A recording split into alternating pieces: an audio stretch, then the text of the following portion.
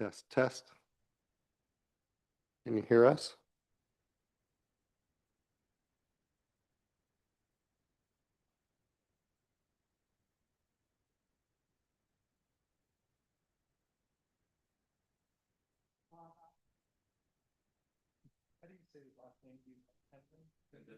Hello, hi guys.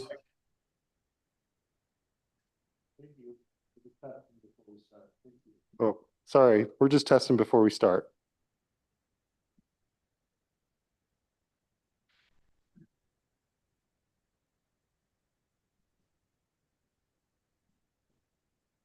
Sorry, I was having some issues with audio. Hello?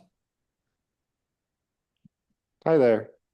We are just running some mic checks and we'll start momentarily. No problem. Sorry, I couldn't be there in person. That's just fine.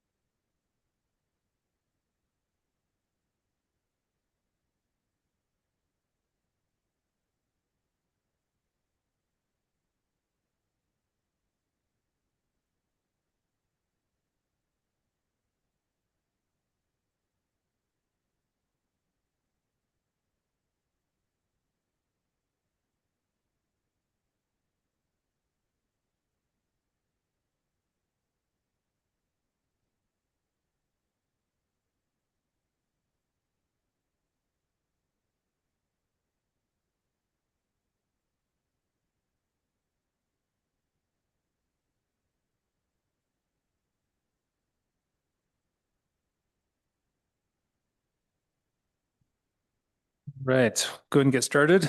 So welcome to the Cottonwood Heights City Administrative Hearing. It's October 1st, 2025.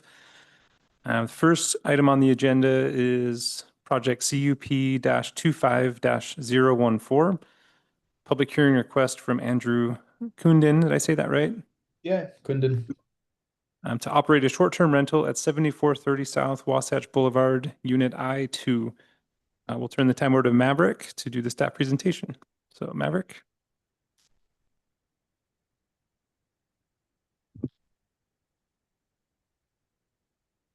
Okay, project number CUP-25-014 and the sector property 7430 Wasatch Boulevard Units I2.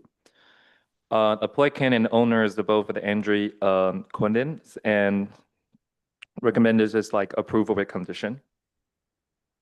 So for the staff analyze, the units contain a two-bedroom with like the office. The applicant is proposing to accommodate up to 8 guests at a time. Occupiers will have access to the property manager's cell phone number 24/7 to resolve concern or issue. The property is located in the RM residential multifamily zone. Short-term rentals might be approved as a conditional use in the RM zone. Provided that the property is part of a planned unit development or condominium projects that contain at least 8 units and fronts on the private street. The sector property is part of a Canyon Request a Club condo project, which contain 40 units, and the property is accessed via an eternal private road. Since we sent out a public notice, that we received 1 public comment, and the public comment already forwarded to the hearing officer. Staff found, as outlined in the project staff report, staff found this request to meet the standard for short-term rentals as outlined in the city code. So we recommended approve this project with the condition. And all the recommended conditional item already forward and sent it to the hearing officer. Okay, thanks,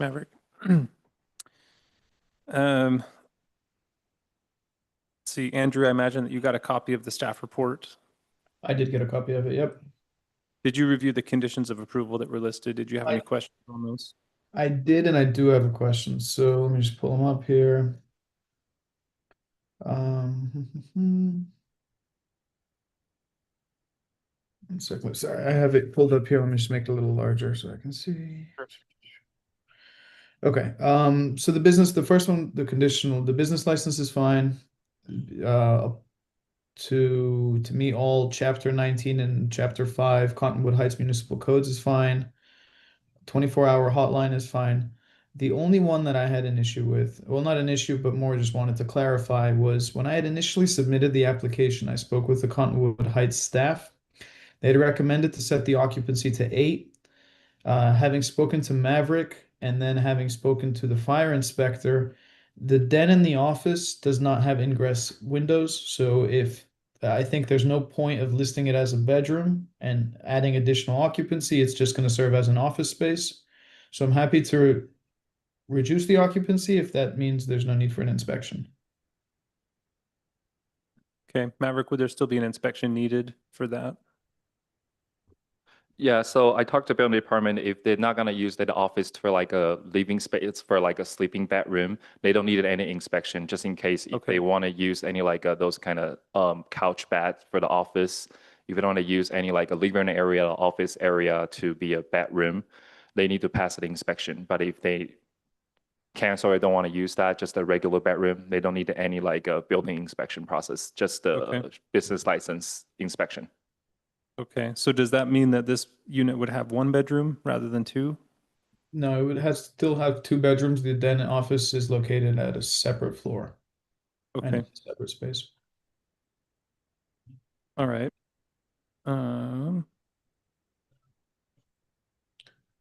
So then, Yes. Maverick, one other question. We had spoken initially that the living room could be counted as a bedroom because it does have an ingress exit. It has a patio and windows. Okay. So if the den is excluded, is it fine to proceed at just 2 bedrooms with living room? Or Yeah, and I believe if that were the case, it looks like condition number 7 says the living room would have to have an inspection as well.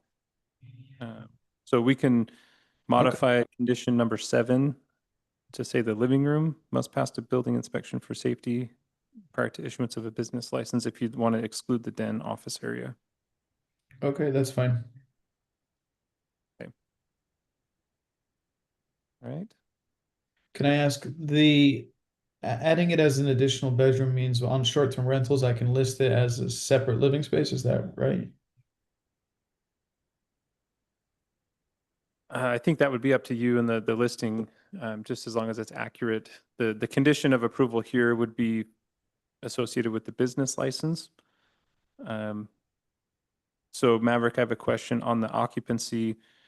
Do you know how building or fire calculated the 8 persons? Is it 2 per bedroom? Is that how they calculated that? Our code don't have a really clear, like how they counted, but it's kind of basically when the applicant they list on their short-term rental things, they can make a decision. Like some bedroom like have like those bunk bed can fit 4 people. If they meet all the kind of like safety inspection, they can still do it. So it's up to like the applicant how they want to design their room and pass the inspection. Okay. So it sounds like to answer your first question regarding occupancy, 8 people could still be allowed, assuming that the building and fire marshal pass off the living room as an area that people can occupy. So we could just defer the final occupancy count to after the inspection, if that makes sense. That does make sense. Can I ask, the reason for the initial inspection was because the den was listed and the den doesn't have ingress windows, but the living room has both windows and a patio exit as well as exit to the first floor. So is there really a need for an inspection? Yeah, so item 7 said the living room and den office must pass a building inspection. So because that listed both, to me, the way it reads would still require an inspection. Okay. Okay.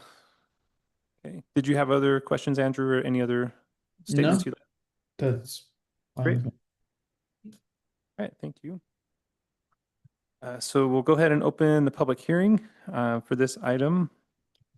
Anyone here wishing to speak regarding the proposed short-term rental at 7430 South Wasatch Boulevard is welcome to come to the microphone. Please limit your comments to 3 minutes.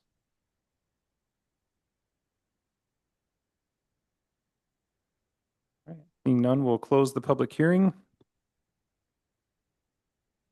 We did receive one email online from Cindy. It just says, please register my objection to the requested short-term rental at 7430 Wasatch Boulevard. Right. Maverick, did you have anything else to add? No. Okay, great. All right, based on the staff report and the presentation by staff,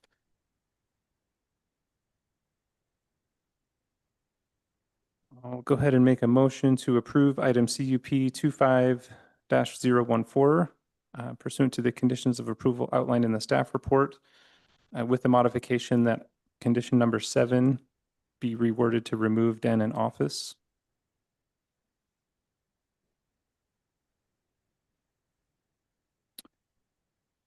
All right. So with that, we'll go ahead and move to item 2 on the agenda, which is the consent agenda, approval of administrative hearing officer minutes from October 1, 2025. So there's a note on the agenda here that those will be provided to the hearing officer within 5 days to review. And if after 5 days there are no changes, the minutes will stand as approved. So I'll go ahead and move that we approve the minutes from October 1, 2025. With that, we will adjourn the meeting. So thanks, Andrew. Perfect. Thank you guys. I appreciate the work. And then Maverick, I believe we'll be in touch for next steps. Yes, I will email you the approved later, and after that, you can start working with the senior with the approved business license process.